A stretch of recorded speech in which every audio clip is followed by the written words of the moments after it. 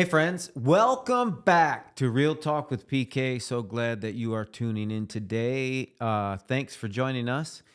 And I'm just going to talk for the next couple of weeks. There's a lot of controversy going on in our world. And I thought since we titled this podcast Real Talk, well, I would real talk with you on some subjects that are challenging for many people in the world and the church world. Um, I don't know if you've heard lately, but two people have been in the news of late. Those two people are Candace Owens and Tucker Carlson. And I know a lot of Christians listen to Candace Owen and Tucker Carlson. They have a huge podcast show. And they have been getting a lot of flack about hating on Israel. Now, that's what a lot of people are saying, that they're hating on Israel. Um, that's not true. And they have been talking a lot about Israel, and but they're not hating on Israel, and they're not hating on Jewish people. And I don't believe that they're anti-Semitic. I don't believe that at all.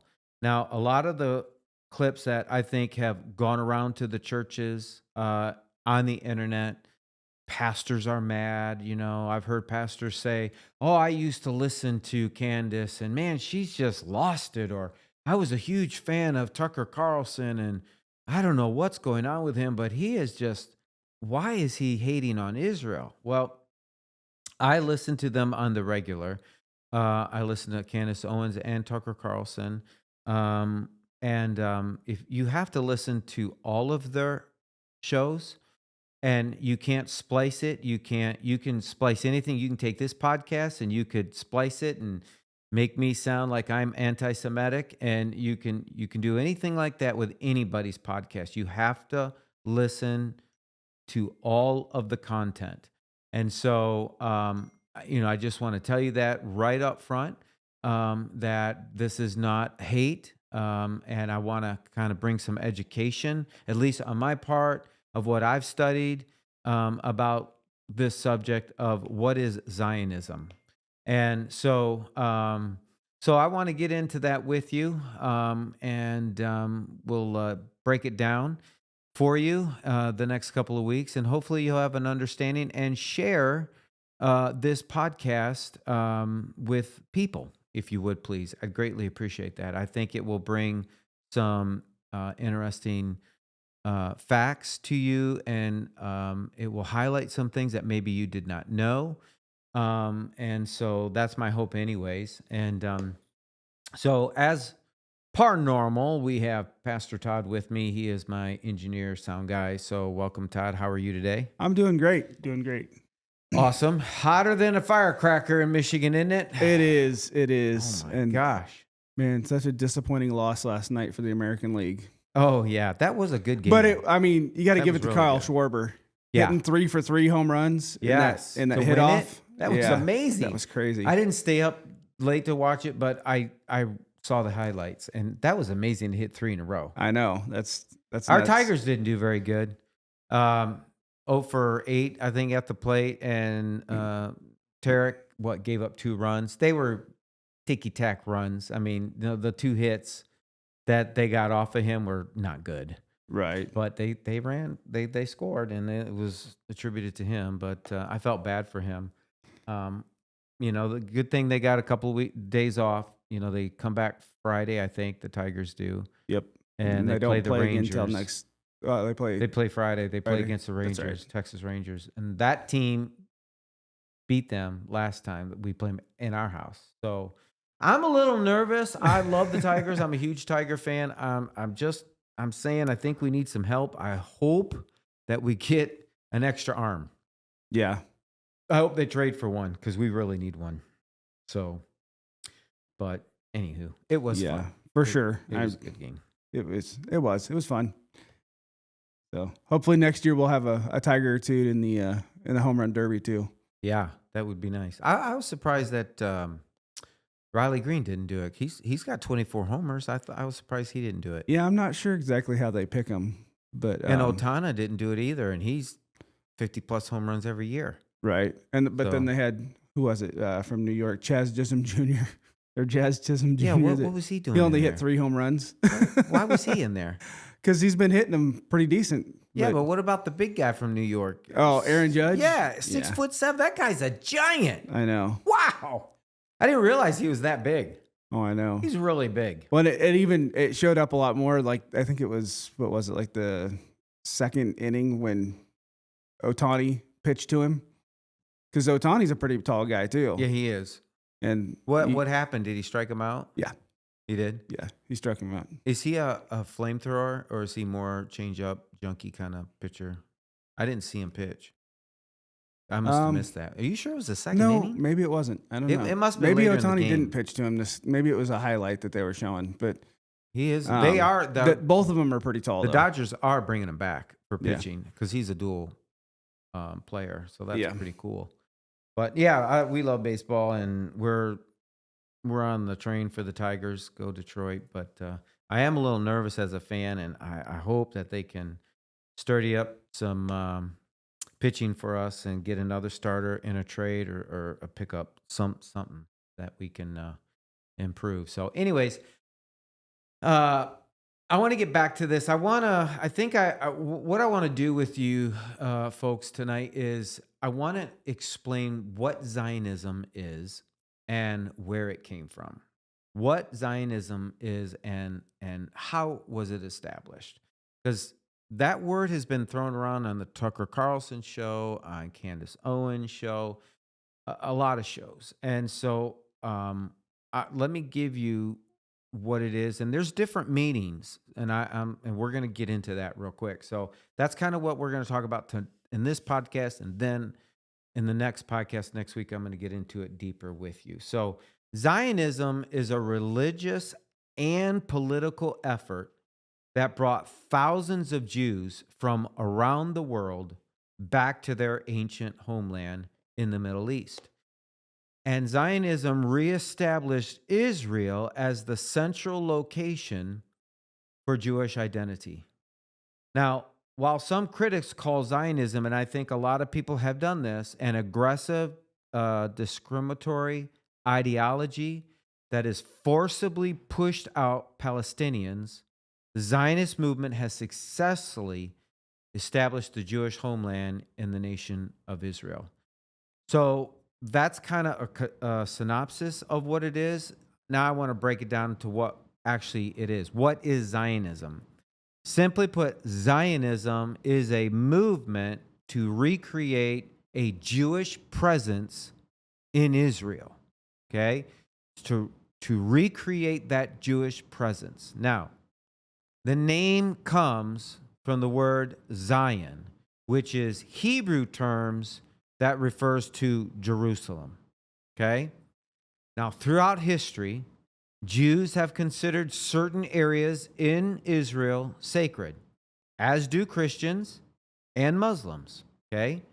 The Torah, the Jewish religious text, depicts stories of ancient prophets who were instructed by God, their God, to return to their homeland. Okay?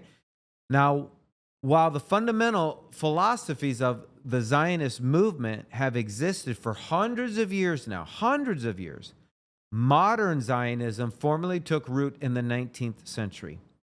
Around that time, Jews throughout the world were facing growing anti-Semitism. Okay? A lot of hatred for the Jewish ancestry. So some historians believe that an increasingly tense atmosphere between the Jews and the Europeans may have triggered some of this Zionism movement. So in an 1894 incident, a Jewish officer who was in the French army named Alfred Dreyfus, and maybe you've heard of that name. If not, Google it. And you can check everything that I'm saying, okay? He was falsely accused and convicted of treason, okay?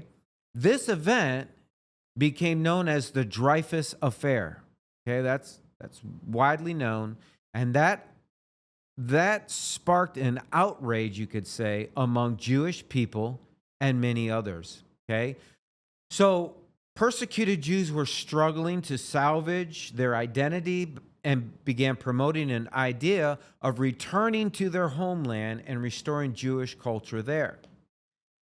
So here comes a name that maybe you know and maybe you don't know, some of you, but Theodor Herzl, he's the modern Zionist official who politically organized this movement in 1897.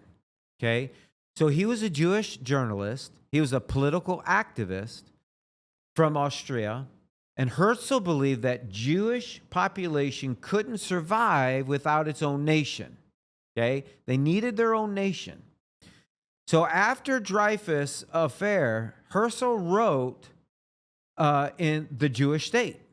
He wrote a pamphlet and he called it a political recognition of a Jewish homeland in the area of Palestine.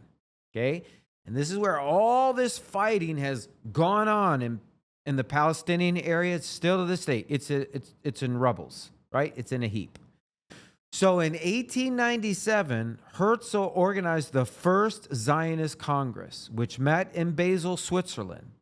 He also formed and became the first president of the World Zionist Organization. So I'm going way, way back so that you understand where Zionism came from.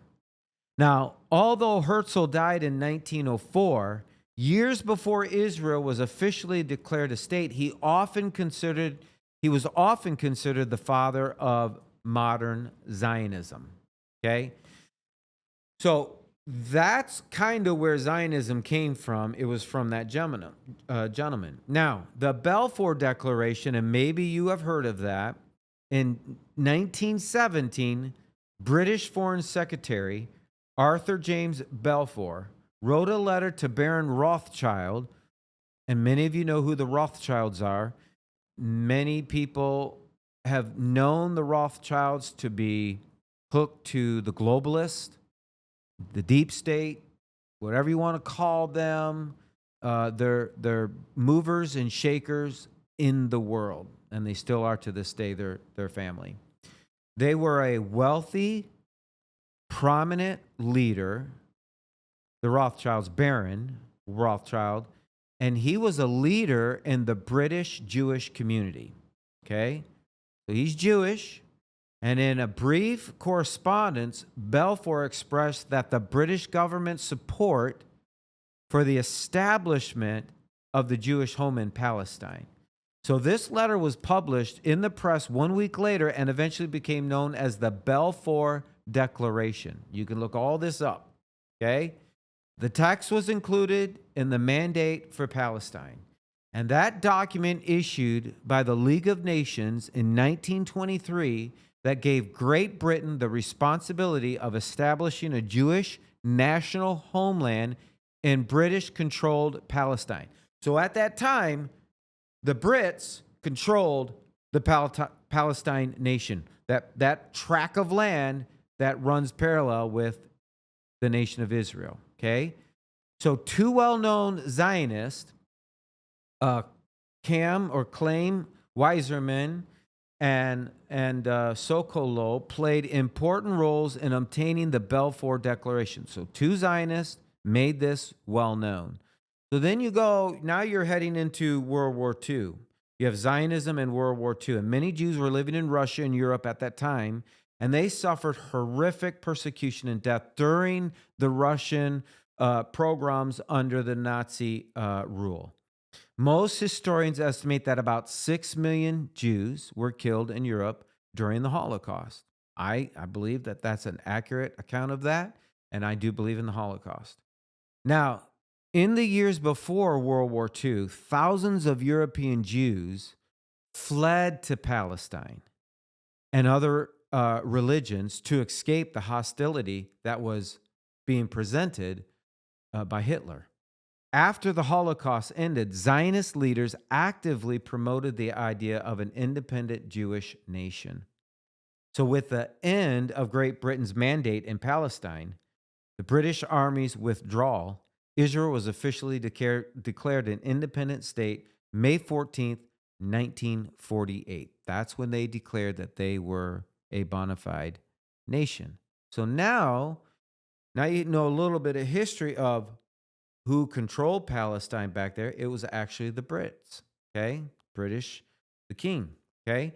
So now they resettled in Israel, okay? Jewish settlement is starting. It's the rise of Zionism. It led to massive Jewish immigration into Israel. About 35,000 Jews relocated there between 1882 and 1903. Okay. Another 40,000 made their way to the homeland between 1904 and 1904 and 1914. So most Jews, about 57% of them, lived in Europe in 1939. Okay. However, by the end of World War II, only about 35% of Jewish population still resided in the European countries. So in 1949, a year after they were declared a nation, more than 249 Jewish settlers moved into Israel. This was the largest number of immigrants to arrive in one single year. Okay. So this Jewish population in Israel increased from about 500,000 in 1945 to 5.6 million in 2010. And today, around 43% of the world's Jews live in Israel. Now, this is where a lot of the conflict, friends, have happened um, in the Middle East. And you have Palestinians who were under the rule of the British Commonwealth, right? Because they controlled that. They gave it up for the Jewish state to be established. And I think that's why there's a lot of bad blood that has gone on for years and years and years during this time in our lifetime and still going on today. So that's kind of a little bit of background in where Zionism came from. Now the current state of Zionism, since it started more than 120 years old, okay, it's over 120 years old. Zionism has evolved, okay? And with that there are different ideologies.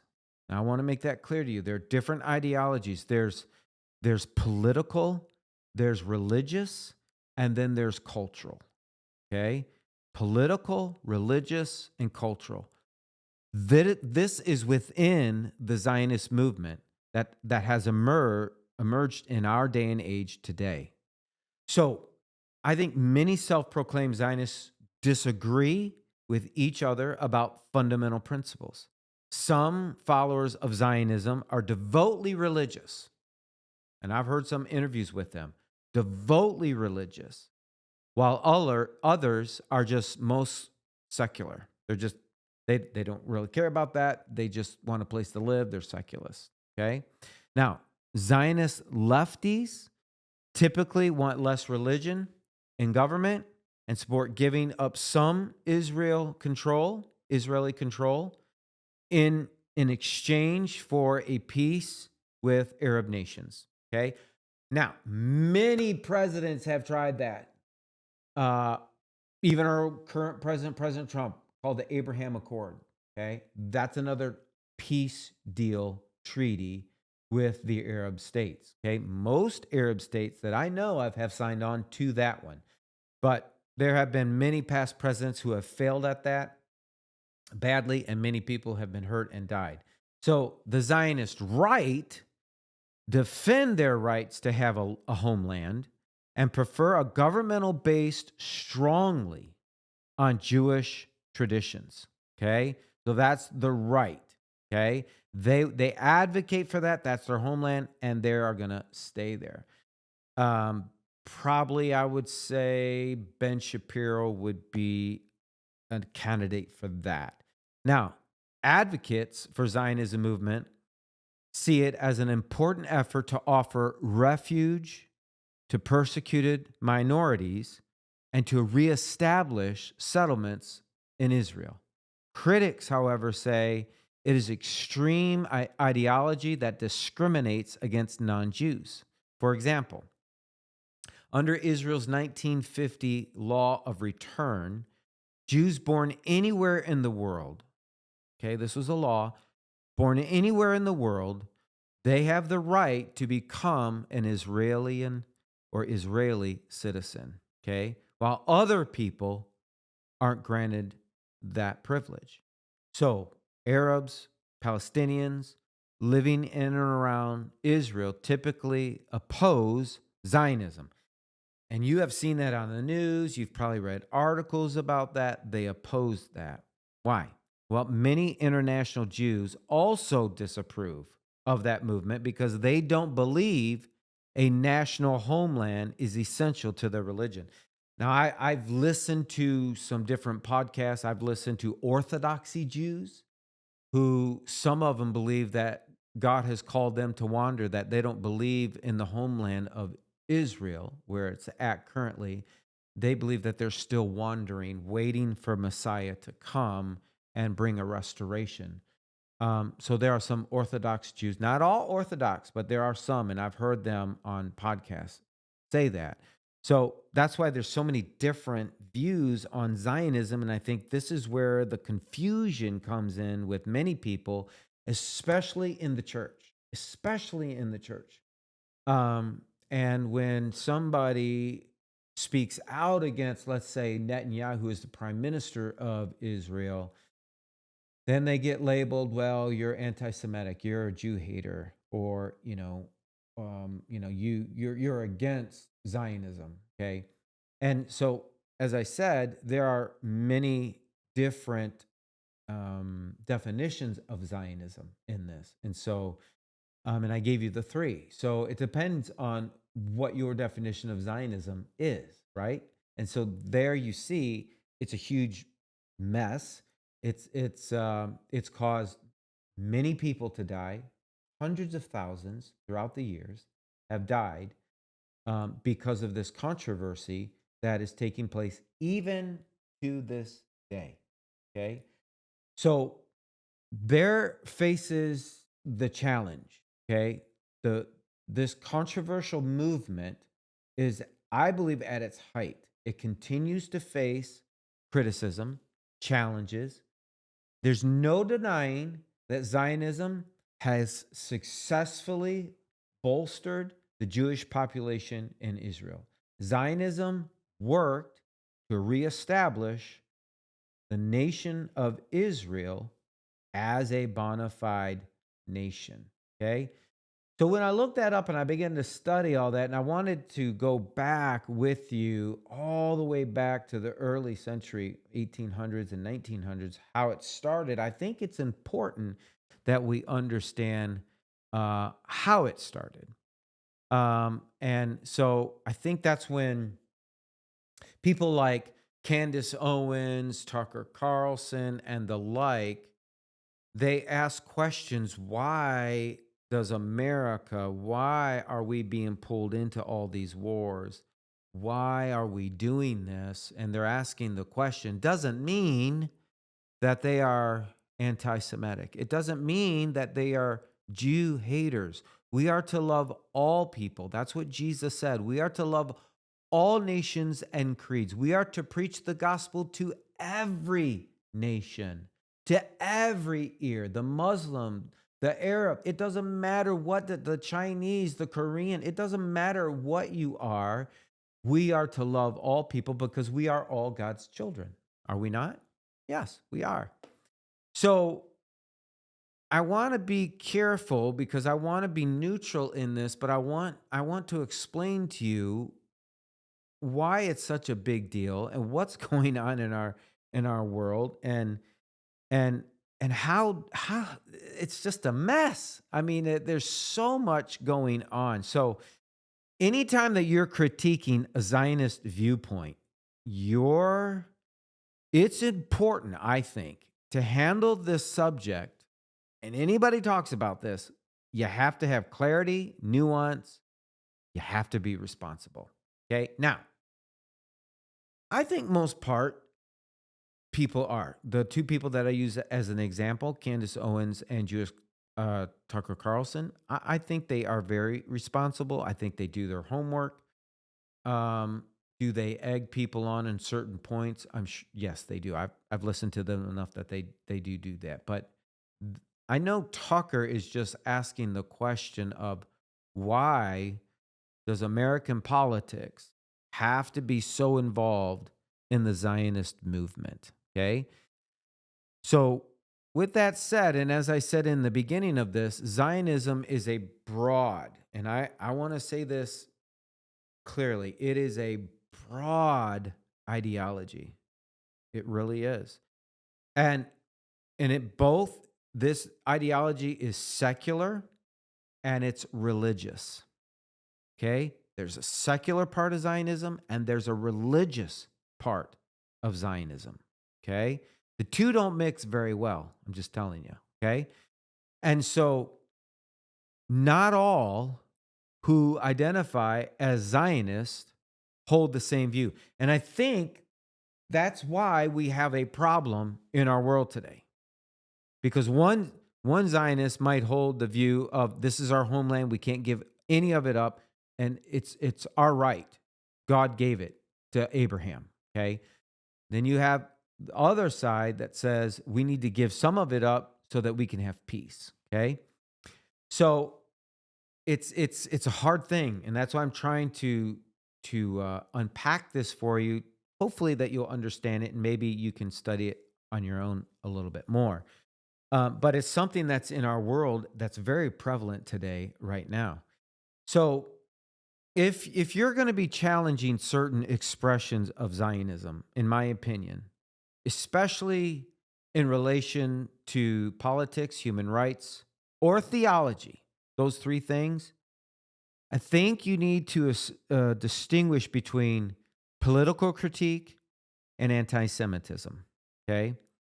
And I think maybe that's where Candace Owen, Tucker Carlson, and others like them didn't do that maybe properly in their podcasts or on their shows. I'm not sure. I haven't seen all of them, but I know enough of them that I don't believe, in my opinion, that they hate Jews. I just don't believe that. Um, Tucker Carlson actually is a Christian now, and he wasn't for many years. He had a near death experience, and God used that, and God got a hold of him. And so I know I've heard it from his own mouth that he is a Christian. He loves the Lord. He might not act like me or talk like me, but we can't judge people's hearts. There's only one judge, and that's God the Father, and He will judge all of us. So, let me just say this: I would be very careful of how we judge people that we really don't know. We just listen to them, and then we pass judgment, but we don't know their heart. And I think that's a scary thing to land on if we land harshly on critical thinking or criticizing people when we fully don't understand their motives or their heart issues. And I've listened to Carlson enough that I know that he does love God and he loves this country, and he just wants the best for America. Like, if you are listening to this and you live in America, you want the very best for our country as well. Who doesn't? So that's that's the rub, and I'm trying to bring a balance and just to help you understand Zionism. And you can do your own study on this. You can look it up. You can Google it. You can do a deep dive in this. But I thought it's just been so much in the news, and then the war and Israel attacked Iran and then we bombed Iran. I mean, we are pulled into this war and into this fight of Zionism, whether we want to admit it or not, it's there. And so it's a difficult subject.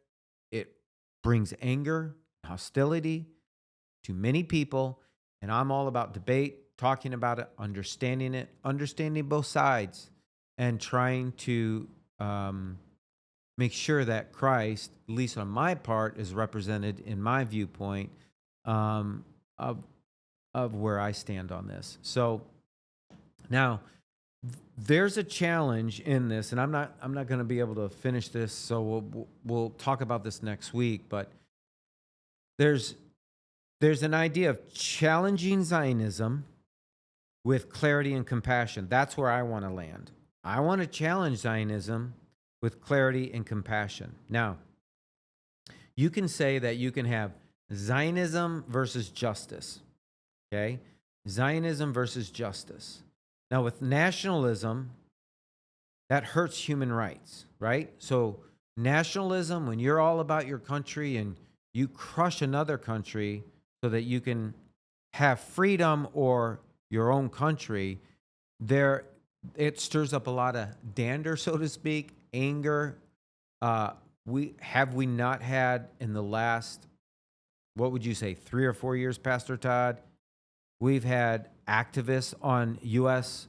campuses of colleges where they're shouting for Palestine to be free, shouting for the rights of human rights for them, you know, calling Zionists baby killers. I mean, you've seen it on the news. It's been horrible. They've really done a disjustice to this whole thing. I think what people really need to focus on is the peace between each other. Right. But we've seen that on college campuses, and it's been terrible. People have been arrested.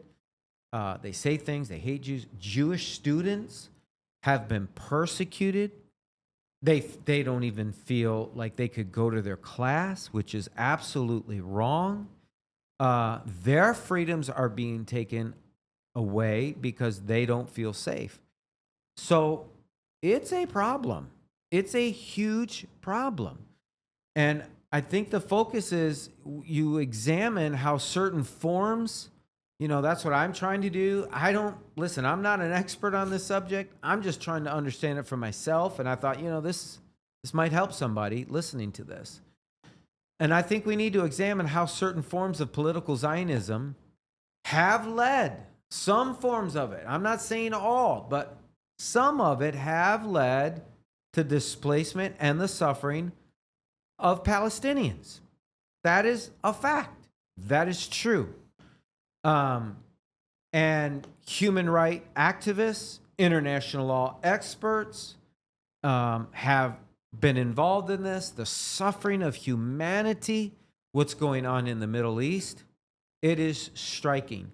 And it puzzles me that some pastors in America don't even bat an eye about all the death that has been going on over in the East, in Palestine, in Israel. I mean, it's just war, war, war. I am not for that. I am for peace, but I am for human rights for the person, the babies, the moms and dads that are suffering, that are caught in the crosshairs. And I think God is concerned about that as well. And so we find ourselves, I believe, in a fix, especially as a pastor. When I hear some of these pastors speak out on some of these issues that they believe just bomb them, destroy them, rebuild everything. It's like, wow, I don't understand that mentality. It hurts my heart. I think it hurts Jesus's heart. Listen, I'm for Israel. I love the nation of Israel. I believe that they should have a nation, and so should the Palestinians. And I don't know how we get there, but I don't think we're going to get there with killing hundreds of thousands of people is the right way to get there as well. And so I'm just trying to wrap my head around this, understand it, but I'm asking God for wisdom and understanding in this and a biblical view as well. And I know that the Lord loves the Palestinians. He loves the Jew as well. He loves the Chinese. He loves all people. He sent his son that none would perish, but all come to repentance. So you have these two extremes. You have human rights activists. You have international law experts all coming in with the question of what are we going to do? How are we going to stop all this stuff? So I guess the key question for me is, can a state prioritize one ethnicity or religion without violating others' rights and religions? And, we have freedom of religion here in America. we are able to practice our God given rights to worship God any way we want. You have that freedom. Our Constitution gives you that freedom. God gives you that freedom. You can worship God or you could hate God. You can burn the American flag or you can fly it on a pole. Now, I don't want you to burn the American flag. I, I love our flag. I love what our country stands for. But there are many people that don't like what our country stands for. And so, can a state prioritize one's view or one's religion on another? Well, the answer is no. You cannot do that. We don't impose our religious views and make it mandatory that all people practice Protestant faith. Right? We don't mandate that. Nor does the Catholic Church mandate, well, they do. They think they're the only church. So let me clarify that. But they're not forcing people to become Roman Catholic.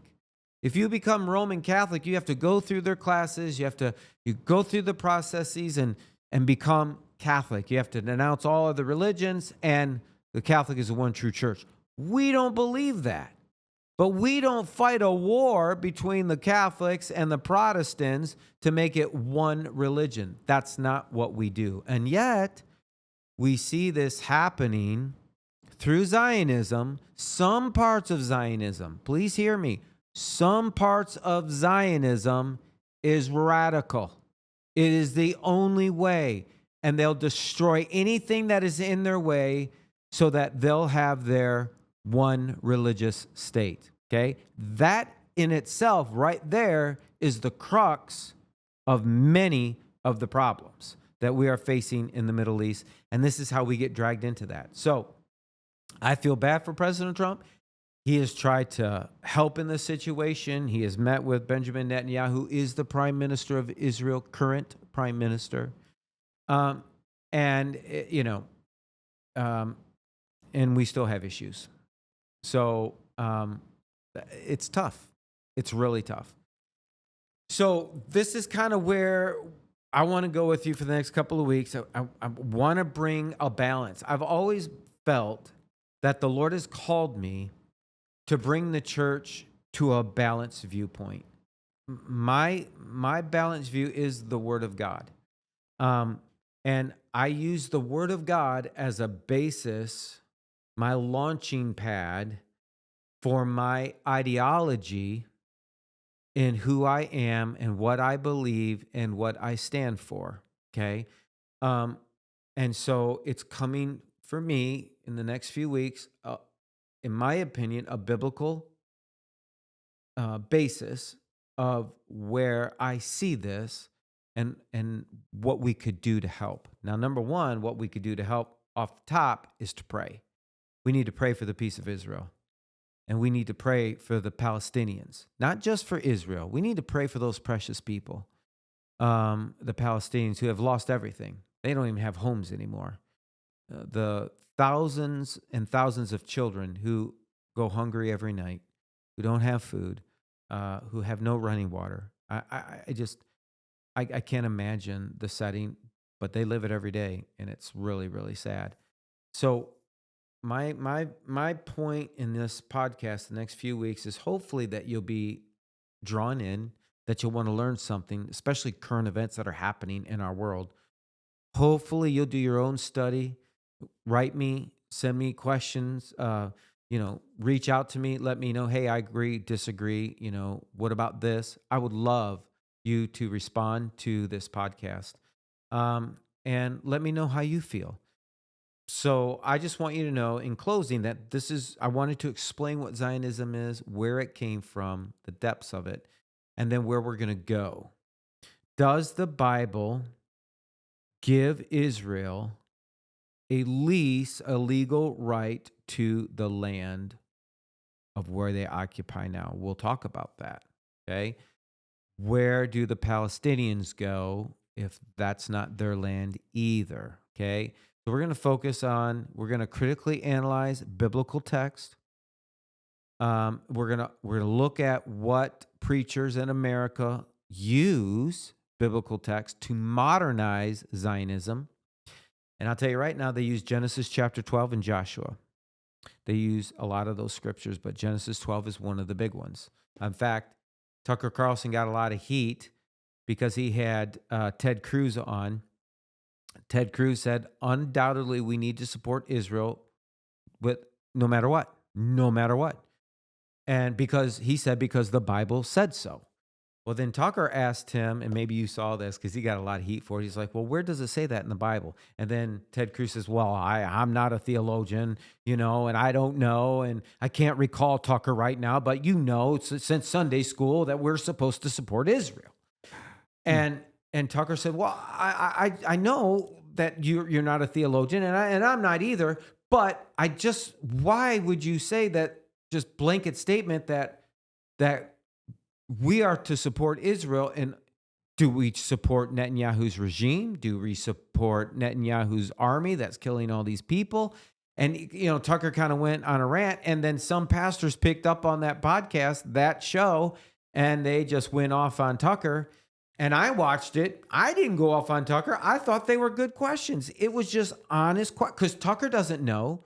He's newly saved. He's not a theologian. He's just asking the question, does God support murdering thousands of people in the name of Yahweh, in the name of Benjamin Netanyahu? Okay. That was just well, Ted Cruz couldn't answer the question. So, and then people thought that Tucker was being mean and sarcastic, and all you got to do is look that up on YouTube. You can watch it for yourself, and you can make your own judgment.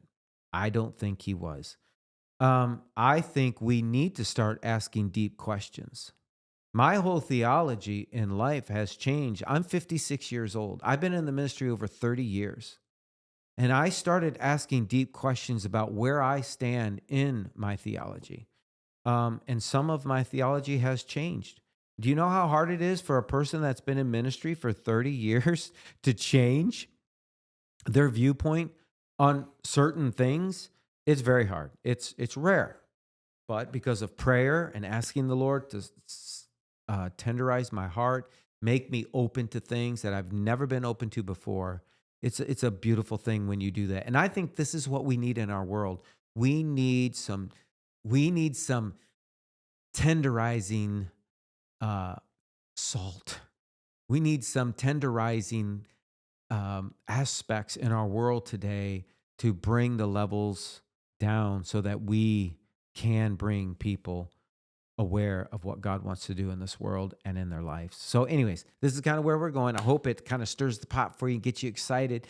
And I hope that you can share this podcast with your friends. Tell them about what Pastor Ken's going to be talking about in the next couple of weeks. I think you're going to find it truly fascinating.